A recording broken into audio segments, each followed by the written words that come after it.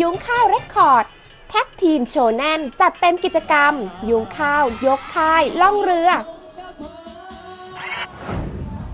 ผ่านพ้นไปกันอย่างสนุกสนานเลยสำหรับกิจกรรมยุ้งข้าวยกค่ายล่องเรือที่ค่ายเพลงยุ้งข้าวเรคคอร์ดขนทัพศิลปินยกค่ายมามอบความสุขสุดพิเศษให้สาวกคอเพลงลูกทุ่งในกิจกรรมยุ้งข้าวยกค่ายล่องเรือ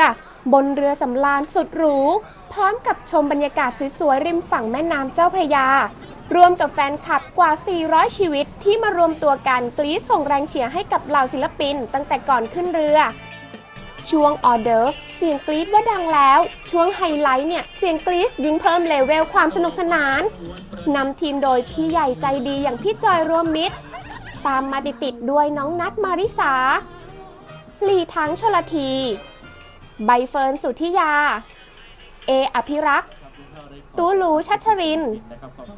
พันจักรพันธ์พงษ์จักรพงศ์เตยจักริน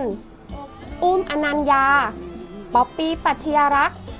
กุ้งจุฑาพรกบสุพจน์เฟิร์นชนิสราและน้ำกนกวรรณงานนี้ถือได้ว่าเป็นการมอบของขวัญพิเศษให้กับแฟนคลับได้เต็มอิ่มกับความสุขและความประทับใจตลอดงานกันเลยทีเดียว